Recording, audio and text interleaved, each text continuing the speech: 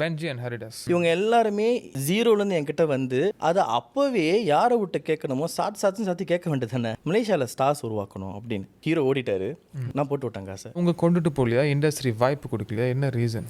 என் வாய்ப்பை நான் தான் கிரியேட் பண்ணிக்கிட்டேன். இன்ன வரைக்கும் நானாக தான் கிரியேட் பண்ணி போய்கிட்டு இருக்கேன். இப்போ நம்ம படத்தை போடுறாங்கன்னா எத்தனை பேர் பார்ப்பாங்க?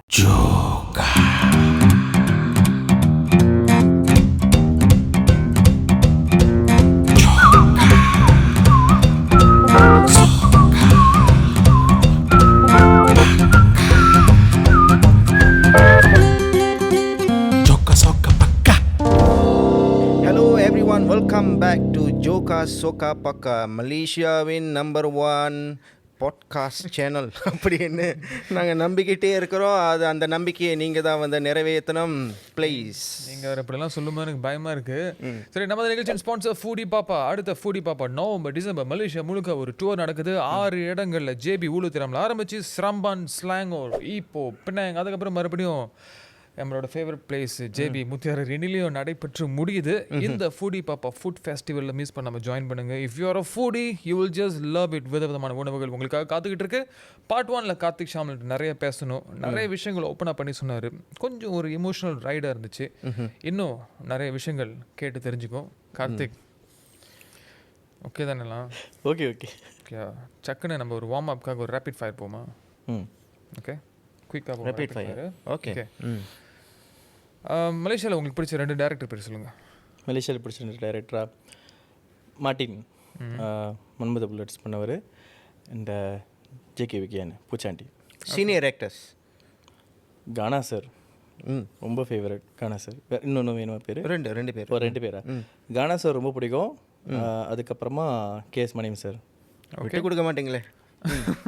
அடுத்தது 2 பேர் சொல்லுவேன், அதில் யார் பெஸ்ட்டு அப்படின்னு சொல்லலாம். அதனால் அவங்க இன்னொருத்தங்க பெஸ்ட் இல்லைன்னு கிடையாது, பெஸ்ட் ஆக்டர் 2 பேர் கொடுத்து நீங்கள் உங்களுக்கு ஒரு அவார்ட் கொடுக்க சொன்னால் யார் கொடுப்பீங்க?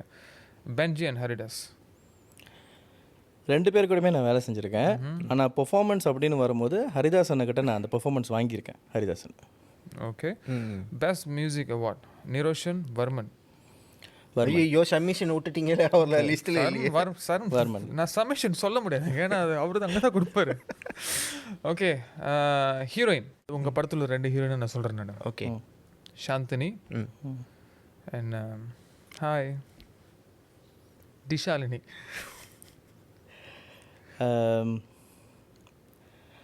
2 பேருடையுமே பெர்ஃபார்மன்ஸ் பேஸ் ஒர்க் பண்ணியிருக்கேன். ஆனால் அதிகமாக அதாவது C4 சிந்தாலே வந்துட்டு அந்த கேரக்டரை நம்பி நான் கொடுத்தது, இந்த பொண்ணுனால இதை பண்ண முடியும் நம்பினது டிஷாலினி.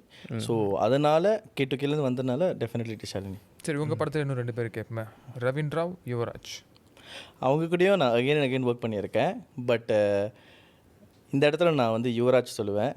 ஏன்னா அவர் என்னை வந்து K2K வந்துட்டு ஹீரோ ஓடிட்டார். ஸோ ஹீரோ ஓடினதுக்கப்புறம் ஒரு கேள்வி கூட கேட்காம அந்த இடத்துல எனக்காக வந்துட்டு அந்த ஒரு சுச்சுவேஷனில் நான் 3 நாள் ஷூட்டு போயிருச்சேன்னு சொல்லி உட்காரும் போது ஒரே கால், சுச்சுவேஷனில் இருக்கேன், வர முடியுமா, என்ன கேரக்டர், ஹீரோவா, எதுவுமே கேட்கல. 30 நாள் வேணும் ஏன்னு சொன்னதுக்கு பொட்டி படுக்கி தூக்கிட்டு இருந்த எல்லாத்தையும் கேன்சல் பண்ணிட்டு அந்த பையன் வந்தான். ஓகே.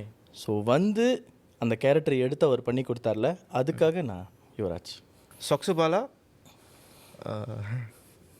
ஏன் கேட்கக்கூடாதா? சம்மந்தமில்லாத பாட்டாக இருக்குது. கேட்கக்கூடாது. Okay okay. சொக்ஸுபாலா காதல் என்பது சாபமா? காதல் சாங் என் ஃபேவரட் சாங். சரி, வாங்க நம்ம மெயின் விஷயத்துக்கு போவோம்.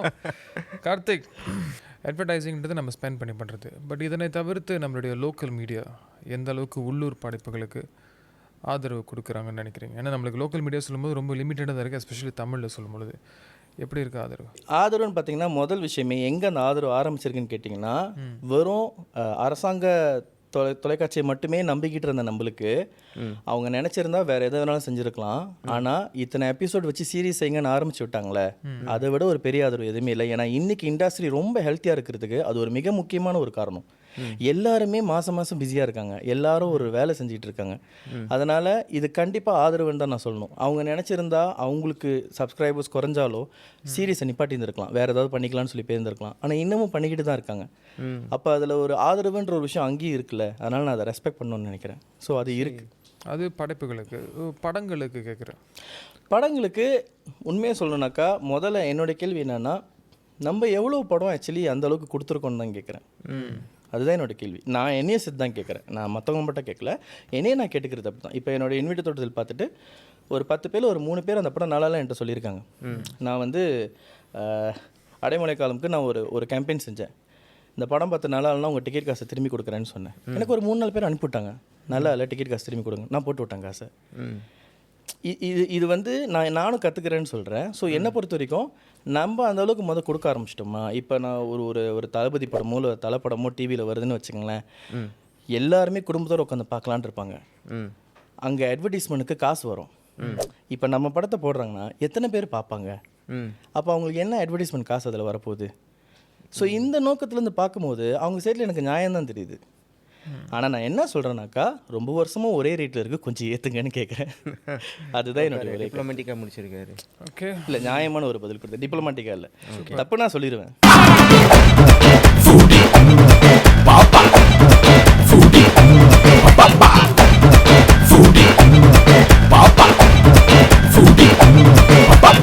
உங்களுடைய ஃபர்ஸ்ட் படத்தினுடைய ஹீரோயின் ஜெயராசன், ரைட்டா? அதுக்கப்புறம் ஜெயகணேசன், அதனை தொடர்ந்து பாக்யா, புனிதா, ரெண்டு பேர் நடிச்சிருந்தாங்க. அதுக்கப்புறம் திகிலில் நிறைய பேரோட வேலை செஞ்சேன். ஓகே, திரைப்படம்னு அடுத்தது தியா. ஆமாம், தியா லட்சணாங்க. குரல் கொடுத்தது ஹம்சினி. யா. ஸோ எதற்கு நான் கேட்குறேன்னா, இப்போ ஒரு படம்னு சொல்லும்பொழுது ஒரு ஆர்டிஸ்ட் இன்ட்ரடியூஸ் பண்ணும்பொழுது அவங்கள அடுத்த கட்டத்துக்கு நம்ம பில்ட் பண்ணி கொண்டுட்டு போவோம். இப்போ இந்த படத்தில் நடித்த லைன் அப் ஆஃப் காஸ்ட் பார்த்திங்கன்னா, ஜெயராசன் அதுக்கப்புறம் இண்டஸ்ட்ரியில் போயிட்டாங்க. அதனை தொடர்ந்து பார்த்தீங்கன்னா ஜெயகணேசன் ஆல்சோ நோமோ ஆக்டிவ் கல்யாணம் டு காதலில் நடித்தாங்க, வந்தாங்க. அது உங்கள் ப்ராஜெக்ட்ல வெளியில் அதுக்கப்புறம் ஒன்றுமே வரல. அதனை தொடர்ந்து பாக்யா அவங்க ஒரு ஜோன் போயிட்டாங்க. புனிதா நல்லா நடிச்சிருந்தாங்க அந்த படத்தில், அதுக்கப்புறம் கொஞ்சம் பண்ணாங்க, நத்திங் மச். ஏன் நல்ல ஒரு டேரக்டர் கூட ஒர்க் பண்ணாங்க, ஏன் அவங்க கரியர் அடுத்த கட்டத்துக்கு அவங்க கொண்டுட்டு போகலையா? இண்டஸ்ட்ரி வாய்ப்பு கொடுக்கலையா? என்ன ரீசன்? இதில் வாய்ப்புக்கான எந்த ஒரு பேச்சுமே இல்லை. இது வந்து ஆக்சுவலி வந்துட்டு ஒன்று ஒரு இண்டஸ்ட்ரி இருக்கிறவங்க மற்றவங்க எல்லாருமே இவங்க நல்லா பண்ணுறாங்க அப்படின்னு சொல்லிட்டு அவங்கள அடுத்தடுத்து கொண்டு போகணும் தான் நான் விரும்புகிறேன். புனிதா இந்த இடத்துல நான் சொல்லிக்கிறேன், ஆக்சுவலி அவங்க அடுத்து ஒரு படம் பண்ணியிருக்காங்க, சரி அதுவும் நல்லா வந்திருக்குன்னு கேள்விப்பட்டேன். ஸோ அவங்க இன்னும் பண்ணிட்டு தான் இருக்காங்க. மேபி எல்லாரும் இன்னும் கொஞ்சம் கேர்ஃபுல்லாக எடுக்கலாம்னு முடிவு பண்ணாங்களா, இல்லை அவங்களாம் இல்லை இதுக்கப்புறம் எனக்கு இப்போ நீங்கள் சொன்ன சில பேர்லாம் வந்து அதுக்கப்புறம் அவங்க வாழ்க்கையை பார்த்துட்டு போயிட்டாங்க, அவங்க கல்யாணம் பண்ணுறாங்க அப்படிலாம் போயிட்டாங்க. பட் சில பேர் வந்துட்டு அவங்க வந்ததுலேருந்து அவங்கக்கிட்ட வந்துட்டு நான் எப்படியாவது இதில் ஏதாவது ஒன்று சாதிக்கணுன்றது ஒன்று எனக்கு தெரியும். அப்படி தெரியறவங்கள நான் இது வரைக்கும் கைவிட்டதில்லை, இன்க்ளூடிங் என்னோட டெக்னீஷியன் க்ரூ வரைக்கும் சொல்கிறேன். எனக்கு என்ன தெரியல, எப்பவுமே தோணிருக்கு. ஐம் கிளாட் நீங்கள் நிறைய பேர் இன்ட்ரடியூஸ் பண்ணியிருக்கீங்க, அது ரொம்ப நல்ல ஒரு விஷயம். நம்ம எல்லாருமே வந்து இண்டஸ்ட்ரியில் இன்ட்ரடியூஸ் பண்ணப்பட்டவங்க தான், எல்லாருக்குமே இந்த முதல் வாய்ப்பு கிடைக்கும்போது நம்ம இந்த ஃபீலுக்கு வந்தோம். ப்ராபப்ளி அந்த ஒரு பர்டிகுலர் இடத்துல ஒரு ரைட் பொட்டென்ஷியலாக வரக்கூடிய சில பேர் இருந்தாங்கன்னா, to work with such a good director like you, அப்படி ஒரு நல்ல பொட்டென்ஷியல் விஷயங்களை காட்டி அவங்க கரியர் இன்னும் ஒரு நல்ல அளவுக்கு எலிவேட் ஆகிருக்குமோ அப்படின்னு சொல்லிட்டு, ஏன்னா நீங்கள் ஒரு நல்ல வாய்ப்பு கொடுத்துருந்துருக்கீங்க, அதை இன்னும் நல்ல அடுத்த கட்டத்துக்கு கொண்டுட்டு போகலான்னு சொல்லிட்டு இந்த வருத்தம் எனக்கு எப்பவுமே இருந்து. ஆனால் அவங்க எல்லாரும் ட்ரை பண்ணாங்க, எனக்கு தெரிஞ்சு ஆக்சுவலி அதில் 2-3 பேர் ட்ரை பண்ணாங்க. இன்ஃபேக்ட் புனிதாலாம் நிறைய ப்ராஜெக்ட்லாம் பண்ணாங்க. அவங்க வந்து என்ன கதாபாத்திரம் கொடுத்தாலும் நல்லா பண்ணுற ஒரு ஆள். அவங்க வந்து மிஸ்டர் பேயில் வந்து அந்த வயசான கேள்வி கேரக்டர் பண்ணது இன்ன வரைக்கும் நான் யோசிப்பேன். அந்த அவங்ககிட்ட கேட்டிருக்கேன், எப்படி இது ஒத்துக்கிட்டீங்க ஆனால் அவ்வளோ நல்லா பண்ணீங்க அப்படின்னு கேட்டிருக்கேன். ஸோ சில பேர் வந்து அப்படி ஒரு முடிவு எடுத்துட்டாங்க, எனக்கு என்ன கதாபாத்திரம் கொடுத்தாலும் எனக்கு கொடுக்குறத நான் எப்படி செஞ்சுட்டு போகிறேன் அப்படின்னு போயிட்டாங்க. ஆனால் எனக்கு ஒரு ஆசை இருக்குது, மலேசியாவில் எனக்கு ஒரு ஆசை, மலேசியாவில் ஸ்டார்ஸ் உருவாக்கணும் அப்படின்னு. ஸோ அந்த முயற்சியில் தான் நான் இப்போ இறங்கியிருக்கேன். என்னால் முடிஞ்ச அளவுக்கு எவ்வளோ ஸ்டார்ஸை உருவாக்க முடியும், அவங்கள கொஞ்சமாச்சும் ஜொலிக்க வைக்கணும். ஸோ இப்போ இவங்க எல்லாரும் பார்த்திங்கன்னா என் கூட சீரியஸில் நான் இவங்களை குழந்தைன்னு தான் சொல்லுவேன், ஏன்னா அவங்க எல்லோரும் என் கூட இருக்கிறவங்க. இவங்க எல்லாருமே ஜீரோலேருந்து என்கிட்ட வந்து இங்கே கற்றுக்கிட்டு இங்கே வேலை எல்லாம் பார்த்து வந்தவங்க. இதை நான் இதோடு விட்டுட்டேன்னா அவங்க திரும்பி இன்னொரு 10 சீரீஸில் அதே மாதிரி பண்ணிக்கிட்டு இருப்பாங்க. அதுக்கப்புறமா 16 சீரீஸில் அவ்வளோதான் நம்ம சொல்கிற மாதிரி போயிடும். ஸோ நான் நினச்சது என்னென்னா, இது ஒரு வின்வின் சுச்சுவேஷனாக இருக்கணும். எனக்கு ஒரு படம் நல்லா சம்பாதிக்கணும், அட் த சேம் டைம் எனக்கு ஒரு நல்ல இது வாங்கி கொடுக்கணும், ஒரு படம் பண்ணணும், அவங்களுக்கு ஒரு நல்ல ஒரு ஃபீச்சர் ஃபில்மாக கொடுக்கணும். இதுதான் என்னோடய முடிவு. உண்மையாக சொல்கிறேன், இந்த படம் வந்து 12 மெயின் காஸ்ட் இருக்காங்க. 12 பேருக்குமே படத்தில் இம்பார்ட்டன்ட் இருக்குது, 12 பேருக்குமே கேரக்டர் ஆக் இருக்குது. இந்த படத்தை பார்த்த நிறைய பேர் என்கிட்ட சொன்னதே வந்துட்டு, இந்த போஸ்டர் ஏன் எல்லாரும் ஒன்றா இருக்காங்கன்னு படம் பார்த்தோன்னு தான் புரிஞ்சு. ஏன்னா படத்தில் எல்லாருமே இம்பார்ட்டண்ட்டாக இருக்காங்க. ஆஃப்கோர்ஸ் கதையோட ஹீரோன்றது நம்மளுடைய யுவாவும் பாஷனியும் தான். ஆனால் நீங்கள் படம் பார்க்க ஆரம்பித்ததுலேருந்து படத்துடைய ஹீரோ 10 நிமிஷத்துக்கு ஒரு தடவை மாறிக்கிட்டே இருப்பாங்க. உங்களுக்கே தெரியும், இல்லை கதை திடீர்னு வந்துட்டு போகுது. ஏன்னா இது மல்டிபிள் பிளாட்ஸ், நிறைய பிளாட்ஸ் இருக்குது, நிறைய கதைகள் இருக்குது. இதில் இந்த படத்தில் டிஸ்கஸ் பண்ண விஷயங்கள் எல்லாமே என்னன்னு பார்த்தீங்கன்னா, நிறைய பேசாத விஷயங்கள். ஸோ இந்த மாதிரி ஒரு படம் நான் செய்யணும்னு ஆசைப்பட்டதுக்கு காரணமே, ஏன் நம்ம இப்படி ஒரு கல்ச்சரை கிரியேட் பண்ணக்கூடாது, தேட்டரில் எல்லாருக்கும் முக்கியத்துவம் கொடுக்குற படம் செய்யலாம். இந்த மாதிரி படங்கள் நிறையா வரும்போது என்ன ஆகும்னாக்கா, தியேட்டருக்கு எல்லாரும் சந்தோஷமாக வருவாங்க, படம் நடிக்கிற எல்லாருக்கும் நல்ல பேர் கிடைக்கும், புகழ் கிடைக்கும். இந்த ஒரு காரணத்தில் என் கூட வந்த இவ்வளோ நாள் இருந்தவங்கள எனக்கு பிடிச்ச சில பேர், இப்போ சாந்தினியாக இருக்கட்டும், திவாகரனாக இருக்கட்டும், அவரோட ஒரு ஷார்ட் ஃபிலிம் பார்த்து நான் வந்து இந்த ஒரு ஷார்ட்டில் இந்த பையன் நல்லா பண்ணிட்டானேன்னு கூப்பிட்டு, நம்ப மாட்டீங்க, இந்த படம் முடித்து இன்ன வரைக்கும் நான் எல்லாருக்கிட்ட அந்த பையனை பற்றி பேசிகிட்டு இருப்பேன். இந்த பையன் நல்லா வந்துருவான், இந்த பையன் தான் ஃபியூச்சர் அப்படின்னு சொல்லிக்கிட்டு இருப்பேன். இந்த மாதிரி அவ்வளோ பேர் இருக்காங்க, லோகவர்மன் நிறைய இருக்காங்க இந்த படத்தில். இவங்க எல்லாரும் கூட வேலை செஞ்சதில் எனக்கு ஒரு திருப்தி இருக்குது, எனக்கு ஒரு பெரிய நம்பிக்கை இருக்குது. இந்த படம் பார்த்து வெளியாகும் போது எல்லாருமே நல்லா நடித்தாங்கன்னு சொல்கிற ஒரு படமாக இந்த படம் இருக்கும்னு நான் முழுசாக நம்புகிறேன். கிரேட். ஒரு பிளாட் நல்லா பண்ணி ஒரு படத்தில் இருக்கிறதே பெரிய விஷயம். நீங்கள் நிறைய பிளாட் வச்சுருக்கேன். நீங்கள் அது மட்டும் இல்லாமல் நீங்கள் முன்னாடி சொல்லியிருந்தீங்க, யூஸ்வலாக நீங்கள் ஒரு படத்தை கம்ப்ளீட் பண்ண உங்கள் சர்க்கிள்ஸில் பிடிச்சவங்க பிடிக்காதவங்க எல்லாத்தையும் போட்டு காட்டுங்கன்னு சொல்லிட்டு, இது ஒரு ரவுண்டு கண்டிப்பாக போட்டு காட்டியிருப்பீங்க. சோஃபா பார்த்தவங்க என்ன ஃபீட்பேக் கொடுத்தாங்க? உண்மையாக சொல்கிறேன், இது வந்து ஏதோ எனக்கு தெரிஞ்சவங்க அப்படி சொன்னாங்களா இல்லை. ஃபர்ஸ்ட் திங் எனக்கு வந்த ஒரு ரொம்ப பெரிய ஒரு டிஸ்ட்ரிபியூட்டர் ஒரு பெரிய இதுலேருந்து வந்தது என்னென்னா, ஒரு நல்ல தெரப்பியூட்டிக்கான ஃபிலிம் அப்படின்னு சொன்னாங்க. ஒரு லவ் தெரப்பியூட்டிக் ஃபிலிம் அப்படின்னு சொன்னாங்க. அண்ட் செகண்ட்லி ரொம்ப என்டர்டெய்னராக இருக்குது, நல்லா இருக்குது அப்படின்னு சொன்னாங்க. மிக முக்கியமாக எனக்கு பிடிச்ச விஷயம், இதெல்லாம் தாண்டி எனக்கு ரொம்ப பிடிச்சமான விஷயம் என்னென்னா, எல்லாருமே அவங்களை சுற்றி இருக்கிறவங்களை ரிலேட் பண்ணி அந்த கதையை சொன்னாங்க. இந்த கேரக்டர் எனக்கு தெரியும். ஒருத்தர் எனக்கு படம் பார்த்துட்டு அடுத்த நாள் மெசேஜ் பண்ணார், இந்த கதாபாத்திரமாக நான் இருந்திருக்கேன், எனக்கு இதை நினச்சா வெக்கமாக இருக்குது அப்படின்னு சொன்னார். இந்த மாதிரி எனக்கு வரும்போது அவங்கள யோசிக்க வச்சு, நான் தான் சொல்லலை, எனக்கு வாழ்க்கையில் எல்லோரையும் கொஞ்சம் யோசிக்க வைக்கணும். என்ன தான் நான் சிரிக்க வச்சாலும் என் படம் முடிஞ்சவங்க வந்து கொஞ்ச நேரம் ஒரு சிந்திக்கணும். அந்த ஏன் நான் தேட்டருக்கு படம் செய்கிறேன்னா ஒரே ஒரு விஷயந்தான், எனக்கு அந்த படம் முடிஞ்சு நீங்கள் பார்க்கிங் போகிறீங்களே, அதுதான் எனக்கான நேரம். படம் பார்த்தது எல்லார் ஆடியன்ஸ்க்காகவும், ஐ மீன் ஆர்டிஸ்ட் நடிச்சிருக்காங்க, மியூசிக், இசை எல்லாத்துக்காகவும் தான். ஆனால் ஒரு கிரியேட்டராக ஒரு ரைட்டராக நான் எங்கே வின் பண்ணுறேன்னா, அந்த படம் முடிஞ்சு நீங்கள் பார்க்கிங் போகிறீங்களே, அங்கே ஏதாவது ஒரு இடத்துலையாச்சும் ஆனால் அந்த தமிழ் இருக்கான்ல அப்படின்னு நீங்கள் பேசிட்டீங்கன்னாக்கா, அங்கே ஏதோ ஒரு ஆளோட நீங்கள் அதை கனெக்ட் பண்ணுறீங்க, தாக்கத்தை உண்டாக்கியிருக்கீங்க. அது அவங்க வாழ்க்கையை கொஞ்ச நேரம் யோசிக்க வைக்கும், நான் சரியாக தான் இருக்கேன் நான். அது இந்த படத்தில் நிறையா இருக்குது. சரி, வாய் சமிஷன் மணிமாறன் ஆல்வேஸ் டிசிப்ளின். நான் ஓப்பனாகவே சொல்லிடுறேன், டிசிப்ளின். அதுக்குன்னு நிறைய பேர் டிசிப்ளின் இல்லையான்னு கேட்டிங்கன்னா அந்த மாதிரிலாம் இல்லைன்னு சொல்ல மாட்டேன். நான் வேலை செஞ்சு இருக்காங்க, நிறைய மியூசிக். ஆமாம், நான் வேலை செஞ்ச அப்கமிங் இருக்காங்க. ஏன் வாய்ப்புகள் கொடுக்கப்படவில்லை? நான் வந்து மாகலியம் தந்தனா நாங்கள் செஞ்சப்போ வருமன் இளங்கோன்னு நான் ஒருத்தர் இன்ட்ரடியூஸ் பண்ண, அவர்கிட்ட வந்துட்டு நல்ல பையன் சிறப்பாக பண்ணுறான்னு சொல்லிட்டு, அந்த பையனை அந்த வயசுலேயே அச்சம் தவிர்னு ஒரு படத்துக்கு மியூசிக் டைரக்டராகவும் கூப்பிட்டு போனேன். அங்கேயும் பண்ணியிருக்கேன். நான் செஞ்ச பேய் வேட்டையிலேருந்து என்னோட டிவி ப்ரோக்ராம்ஸ்க்கு மியூசிக் போட்டது ஜித்தீஷ் தான். சுகுமா சுப்லட்சுமியோட இன்னொரு மியூசிக் கம்போசர் நிரோஷன் தான். இப்போ கூட நான் செஞ்சுருக்கிற ஒரு டெலிமூவிக்கு கபில் எனக்கு ஒர்க் பண்ணியிருக்காரு. நான் ஆக்சுவலி வேலை செஞ்சுக்கிட்டு தான் இருக்கேன். நான் சமீஷன் கூட வேலை செய்கிறத எல்லாரும் சந்தோஷமாக பார்க்குறாங்க. ஓகே, நல்ல ஒரு அவுட்புட் கொடுக்குறாரு. சமீஷன் வந்து கார்த்திக்கு வந்து ஸ்பெஷலாக செஞ்சு கொடுக்குறாரு. உண்மை என்னன்னா வந்துட்டு எனக்கு ஏன் சமீஷனை பிடிக்கும்னா, நான் வந்து அவர் ஒரு ரூமுக்குள்ளே உட்காந்து அவர் கீபோர்டை மட்டுமே தட்டி எப்படியாவது இதில் நல்லா வரணும்னு ஆசைப்பட்ட காலத்தில் நான் அவரை பார்த்துருக்கேன். எனக்கு அவர்கிட்ட பிடிச்ச ஒரு விஷயம் என்னன்னாக்கா, நாளைக்கு காலையில் இத்தனை மணிக்கு உங்களுக்கு ஒரு அவுட் வரும்னு சொன்னார்னா அதுக்கு முன்னாடி அந்த அவுட் உங்கள்கிட்ட இருக்கும். ஓகே, அது அவர் எந்த காலத்துலையுமே அந்த டிசிப்ளின் அவர்கிட்ட இருக்கும். அது போச்சுன்னா ஒரு பெரிய தப்பான மாதிரி பார்ப்பார். இன்னொன்று, ஒரு படத்துக்கு வேலை செய்யும் போது அவர் உட்காந்து முழு கதையை கேட்பார். பிஜிஎம் போடுறதுக்கு முன்னாடி முழு படத்தை பார்ப்பாரு. அதுக்கப்புறமா அவரோட இன்புட்ஸை கொடுப்பாரு. இந்த கட்டம் எனக்கு பிடிக்கல, இதை ட்ரிம் பண்ணுங்க, நல்லா இல்லை, ஏன் இதை வச்சிருக்கீங்க அப்படின்னு கேட்பாரு. அந்த உண்மை எனக்கு எப்பயுமே பிடிக்கும் அவர்கிட்ட. இந்த ப்ராசஸ் நாங்கள் கோத்ரூ பண்ணும்போது, நானும் ஒரு மியூசிக் போடும்போது இது என்னையா மியூசிக்னு கேட்பேன். எங்களுக்குள்ளே இது ரொம்ப நேச்சுரலாக நடக்கும் போது நாங்கள் ஒவ்வொரு மியூசிக்கையுமே நாங்கள் செய்கிறதப்ப நாங்கள் என்ன நினைப்போம்னா, இதை நினச்சி நம்ம ரெண்டு பேரும் எப்பயுமே சந்தோஷமாக தான் பேசணும். நம்ம வந்து இதை நான் இவ்வளோ கேட்டேன், அவர் கடைசியாக இதான் கொடுத்தாரு அப்படி இருக்கக்கூடாது. அதுக்காக நாங்கள் வேலை செய்கிற இந்த ப்ராசஸ் எனக்கு அவர்கிட்ட ரொம்ப பிடிக்கும். மற்றவங்ககிட்ட நான் போகும்போது வேலை செஞ்சுருக்கேன், சில பேர் ட்ரை பண்ணியிருக்காங்க, சில பேர் ஒரு பாயிண்டில் கிவ் அப் பண்ணிடுவாங்க. இவன் என்ன கேட்குறானு தெரியல, எதை கொடுத்தாலும் வேணான்னு சொல்கிறான் அப்படின்னுவாங்க. அவங்கள எனக்கு அதுக்கு மேலே பனிஷ் பண்ண ஒரு மாதிரி எனக்கு ஐயோ இவங்க எனக்கு ஒரு மாதிரியாக இருக்கும். இவங்ககிட்ட நம்ம இதுக்கு மேலே கேட்டால் எனக்கே தெரியும், ஆமாவா நல்லா இல்லையா, சரி இன்னொன்று கொடுக்குறேன் பாருங்கள், ஆனால் எனக்கு டைம் இல்லை, வேற ஒரு ப்ராஜெக்ட் இருக்குது அப்படின்வாங்க. எனக்கு அங்கே என் ப்ராடக்டை நான் வீணாக்குற மாதிரி ஒரு ஃபீல் வந்துடும். ஆனால் சமேஷன்ட்டு எனக்கு அது நடந்ததில்லை.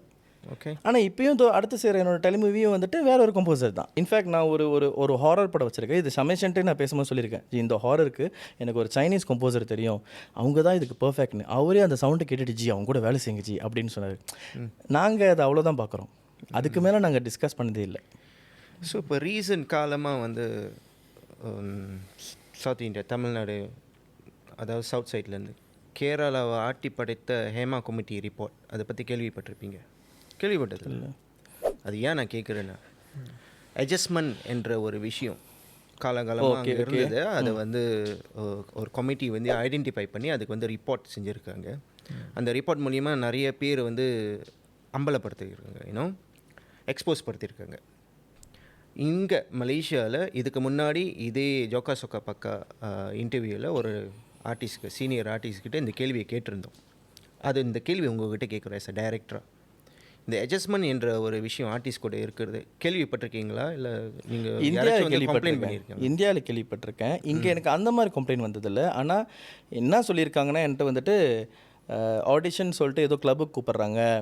அப்புறம் என்னது சில பேர் சொன்னாங்க, இந்த மாதிரி ஒருத்தவங்க ஃபோன் பண்ணி என்கிட்ட சொன்னாங்க, கூப்பிட்டுட்டு இந்த மாதிரி ஒரு ட்ரெஸ் மட்டும் போட்டு பார்க்குற மாதிரி இருக்குது, இதை டெஸ்ட் பண்ணுறீங்களா அப்படின்னு சொன்னாங்க. நானே அந்த டைரக்டர் கால் பண்ணியே கேட்டேன், என்ன பண்ணுறீங்க அப்படின்னு கேட்டேன். இல்லைப்பா நான் இது டெஸ்ட் பண்ண சொன்னேன். டெஸ்ட் பண்ணுறதுக்கு டைலாக் தானே வேணும், நீங்கள் இதெல்லாம் கேட்குறீங்க அப்படின்னு கேட்டோன்னே, இல்லை கேட்டேன் அவ்வளோதான் ஏன் அப்படின்னு சொல்லிட்டு விட்டுட்டாங்க. ஸோ நான் சொல்கிறது இப்போ நான் செஞ்சு தான் சொல்கிறேன். ஒரு விஷயம் உங்களுக்கு தப்பாக இருக்குன்னா அதை அப்போவே யாரை விட்டு கேட்கணுமோ சாத்தி கேட்க வேண்டியது தானே.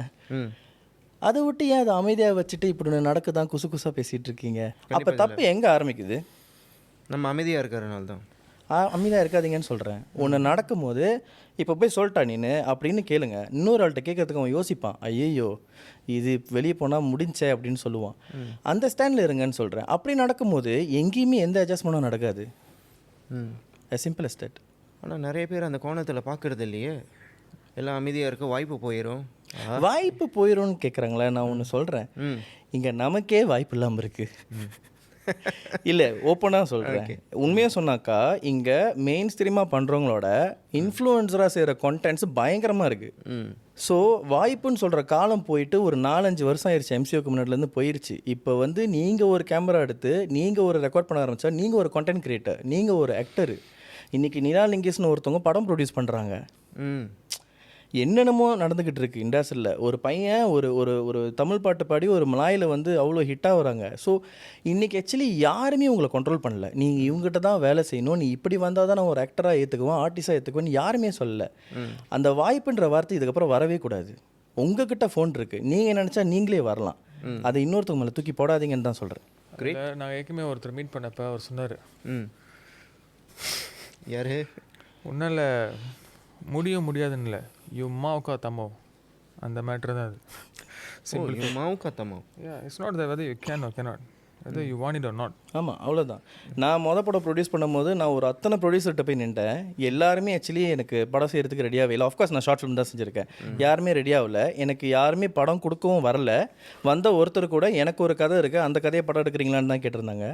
நான் முடிவு பண்ணது, நான் வேலை விட்டு நின்றேன், நான் ஒரு லோன் எடுத்தேன், என் படத்தை நான் செய்யணும்னு தான் முடிவு பண்ணேன். அதுதான் மெல்ல திறந்த கதவு. நான் தான் என் படத்தை செய்யணும்னு முடிவு பண்ணேன். ஸோ என் வாய்ப்பை நான் தான் க்ரியேட் பண்ணிக்கிட்டேன். இன்ன வரைக்கும் நானாக தான் க்ரியேட் பண்ணி போய்கிட்டு இருக்கேன். அந்த லோன் காசை நான் தான் கட்டுறேன். எனக்கு அந்த நம்பிக்கை முழுசாக இருக்குது. படம் எடுக்கிறதுக்கு முன்னாடி இந்த படம் இப்படி வரும்னு ஒரு நம்பிக்கை இருந்தது. படம் முடிச்சதுக்கப்புறம் இது கண்டிப்பாக வரும்னு நம்பிக்கை இருந்துச்சு. ஆனால் இப்போ எல்லாரும் நிறைய பேர் பார்க்க ஆரம்பிச்சதுக்கப்புறம் எனக்கு ஒரு பெரிய நம்பிக்கை இருக்குது இந்த படம் மேலே. அதான் சொல்லலை, இது ஊஹா கொடுக்குற ஒரு படம் இல்லை. ஆனால் உள்ளே வந்து நல்லா உட்காந்து சிரிச்சுட்டு நல்ல படம்ப்பா அப்படின்னு சொல்லிட்டு போகிற ஒரு படம் கொடுத்துருக்கோன்ற ஒரு நம்பிக்கை இருக்குது. எனக்கு ஒர்க் ஆகுன்ற ஒரு நம்பிக்கை இருக்குது. ஆனால் இதை வச்சு தான் நான் வந்து ஆக்சுவலி அந்த கடலாம் அடைக்கணுமான்னு கேட்டிங்கன்னா, ஆக்சுவலி வந்துட்டு நான் சொல்கிறேன்ல, நான் இன்னமும் கேமராமேனாக வேலை செய்கிறேன், இன்னமும் ஸ்கிரிப்ட் எழுதிக்கிட்டு இருக்கேன். இன்னமும் நான் ரெண்டல் வீட்டில் தான் இருக்கேன். நான் எதுவும் என் வாழ்க்கை இன்னும் மாறல, நான் அப்படி தான் இருக்கேன். நான் நல்லா தான் வாழ்ந்துக்கிட்டு இருக்கேன், நல்லா வந்துடுவேன். லாஸ்ட் பட் நாட் லீஸ்ட் உங்கள்கிட்ட ஒரு கேள்வி. நம்ம பாசிட்டிவாக தான் பேசுகிறோம். சி ஃபார் சிந்தா இந்த படம் வெற்றி ஆணுச்சுன்னா என்ன நடக்கும்? சி ஃபார் சிந்தா வெற்றி ஆவணுச்சுனாக்கா நான் அடுத்த 4 வருஷத்துக்கு கம்ப்ளீட்லி வேறு படங்கள் நான் மைண்டில் வச்சுருக்கேன். நான் ஒரு ஜேர்னி ரெடி பண்ணி வச்சுருக்கேன். இதுக்கப்புறம் இப்படி படங்கள் செய்யக்கூடாது, என்னுடைய படங்கள் எப்படி இருக்கணும், இது எங்கே போய் ஒரு பிஸ்னஸில் செய்கிறனோ ஒரு இன்டர்நேஷ்னலாக எப்படி நம்ம போகணுன்ற ஒரு பிளான் போட்டு வச்சுருக்கேன். அதுக்கான ஒரு பிளானில் நான் போயிட்டு படம் செஞ்சிட்ருப்பேன், அதுக்கான வழியில் போய்ட்டுருப்பேன். ஏன்னா நினச்சி பாருங்கள், இது வரைக்கும் நான் அடைமழை காலம் படத்துக்கு போட்ட காசு 4,70,000.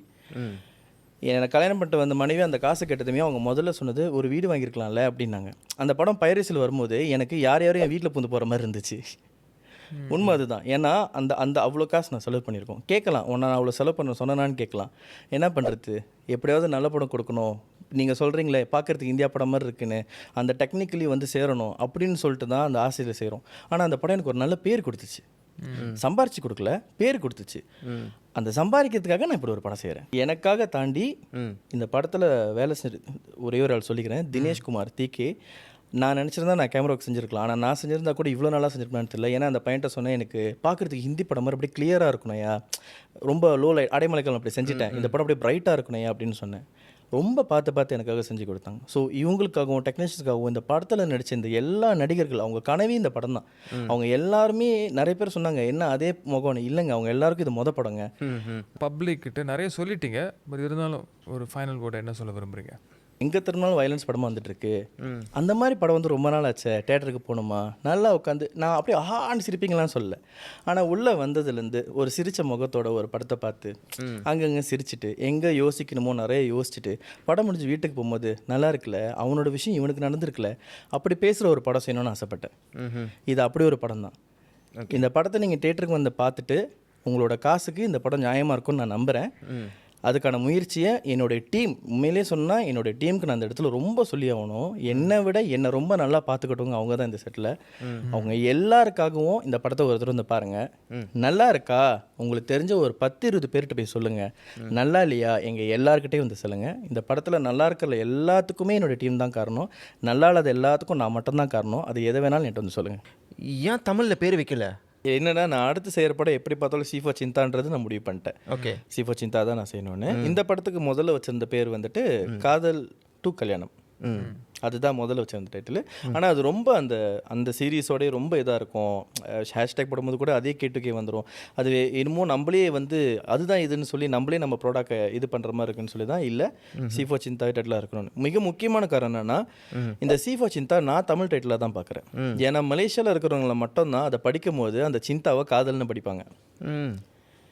எப்படி சொல்கிறீங்க? சீஃபா சிந்தான்னு படிக்கும்போது தமிழில் மொழிபெயர்த்திருக்கீங்க. நான் காதல் தான் அதை பார்ப்போம், நம்ம ஊரில் நம்ம சிந்தான்னு சொல்லுவோம். ஸோ அதனால் இது வெறும் மலேசியன்ஸ்க்கு மட்டுமே ரொம்ப சீக்கிரமாக புரியுற ஒரு டைட்டிலாக இருக்கணும்னு சொல்லி தான் சீஃபா சிந்தா அப்படின்னு. அந்த நேட்டிவிட்டியை வந்து பாதுகாத்து, அதுக்காக தான் இது வந்து முழுக்க முழுக்க எனக்கு என் நாட்டில் உள்ளவங்களுக்கு புரியுற ஒரு டைட்டிலாக இருக்கணும்னு சொல்லி வச்சது தான் படத்தினை பற்றின ஏதாச்சும் ஒரு வார்த்தைகள் உங்கள் ஸ்டாரியில் போஸ்ட் பண்ணுறது ஒரு சின்ன எஃபர்ட் தான். இப்போ யாராச்சும் ஒரு டொனேஷன் கேட்டால் ஒரு 5-10 போடணும்னு சொல்கிறாங்க, அது ஒரு ஸ்மால் எஃபர்ட் தான், but it matters a lot. அந்த மாதிரி நீங்கள் போகிற ஒரு சின்ன ஸ்டாரியாக இருக்கட்டும், பெருசாக முடியலாம் கூட போகல, சம்திங் ஸ்மால், உங்கள் 2-3 பேர் ஃப்ரெண்ட்ஸ்ட்டு சொல்லுங்கள், உங்கள் வாட்ஸ்அப் ஸ்டாரியில் போகிறங்க, கண்ட தேவையில்லாத விஷயங்களை ஷேர் பண்ணுறோம்ல, ஒரு நல்ல விஷயத்தை ஷேர் பண்ணிட்டு போவோம். ஸோ இந்த படத்தை பற்றி ஷேர் பண்ணுங்கள், பேசுங்க, இந்த படத்தை வெற்றி படமாக்குவோம். அண்ட் நமது நிகழ்ச்சியின் ஸ்பான்சர் ஃபூடி பாப்பா, அவங்களுக்கு நன்றி. மறக்காமல் இந்த நவம்பர் டிசம்பரில் ஃபூடி பாப்பா ஒரு டூரில் ஜாயின் பண்ணுங்கள். வெரி நைஸுங்க. நான் முதல் இந்த C4C எல்லாம் கேம்பெயின் மாரி அங்கங்கே போஸ்ட் பண்ணிட்டு இருந்தீங்களே, ஏதோ அணுகுண்டு பேர் மாதிரி இருந்துச்சு.